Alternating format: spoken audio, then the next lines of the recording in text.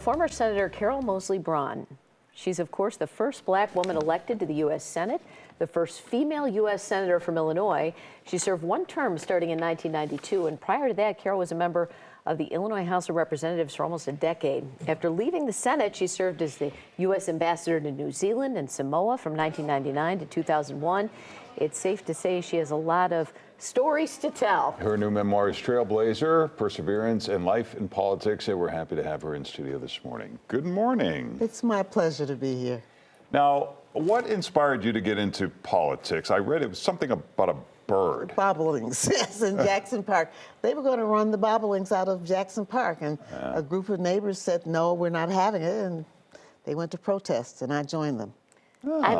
When you got elected to the Senate, I remember what huge news it was, and they called it the Year of the Woman because so many women were elected to the Senate. But what was that experience like for you, looking back? Overwhelming. Yeah. But it was fine. I tried to stay grounded. You know, when you're from Chicago, from the Midwest, you stay grounded, and that's what I tried to do.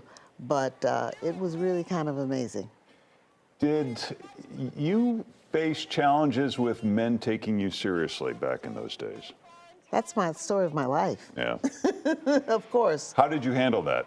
You just keep doing what you do and not worry about it. Just, you know, that's their problem. Yeah. And so I didn't get distracted over the goofiness and just did my job. That was my focus because I was there to do a job for Illinois, and I wanted to do that. Well, when you ran for re-election, you lost. You had to fight back against accusations against some questionable spending, among other things. You fought back against those. You ended up not getting re-elected.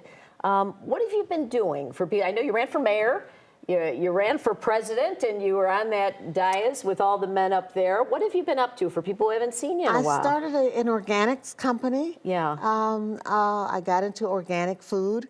And I did that, and then I've been serving on boards of the DeSalvo Museum of African American History and Education. So I did that, and World War I. I'm doing a lot of stuff on World War I. Oh. And yeah. What did let's take a look at the Democratic Party. My first question is why do you think we haven't had a female president yet? Have you got a lot of time? You got 10 seconds, go. Ready, go. I don't really know. That's because we've had qualified women standing for that office. Yeah. But people are reluctant, I guess, to give that kind of authority to a woman. And that may be it, because quite frankly, when Hillary Clinton ran, you didn't get more qualified than her. And so it's kind of like, you know, so now what's your issue? Yeah.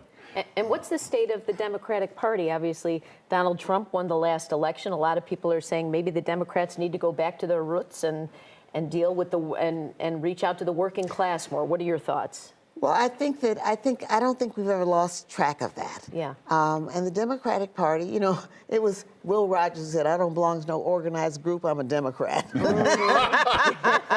Yeah. So the fact is, this party has always been an amalgam of a lot of different people, and it's not an organized group. It really is kind of a free fall for everybody.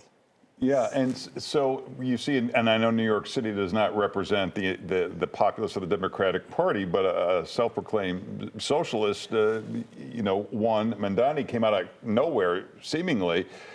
Do you see the Democratic Party going that direction or becoming too fractured, or? That's part of what the battle is, yeah. The direction the party's going to go. And quite frankly, I'm not one of the shot callers when it comes to what Democrats are going to do. But quite frankly, and you're right, Mamdani won. It was a real surprise because, I mean, everybody knew Cuomo and his dad, his family. And so, you know, this guy who upset him in the New York primary, really, he went to the grassroots. And so I don't know if that's the answer. Do you think that the blue-collar worker in America went to Trump because they felt he would do more for them, or were they upset with the Democratic Party because they feel like the Democratic Party stopped fighting for them? I'm not sure, but I can tell you right now that the current president hasn't done anything for the working people, as far as I can tell. And so, you know, That's what the battle will be and Yeah. is about. Yeah. I'm sure when you're writing a memoir, you look back on your whole life. And are there what's your biggest success that you're so proud of and maybe your biggest regret? Do you tackle that all in the book? Well, yeah, I think so. Yeah. It's a series of vignettes Yeah. and stories. And so I think in terms of regrets, I think that, I didn't do the best job I could have done in terms of public image and speaking to people. I should have done better with that. In terms of successes, I tried to do my best. I mean, I showed up for work every day. I had a great attendance record. I passed a lot of bills. And I kept my promises. Well, you had one of the most famous filibusters when it came to the Confederate flag. People do, filibusters all the time that really don't foster any change, but yours really did. Talk about that. Well, it was a terrible day because it started off with an argument about choice with Orrin Hatch, of all people. And then my staffer came in and brought me a note that said, Jesse Helms is taken to the floor with the Confederate flag. It's like, what did I do to deserve this day? Yeah. So, but I went over to the floor, and that's when the filibuster happened.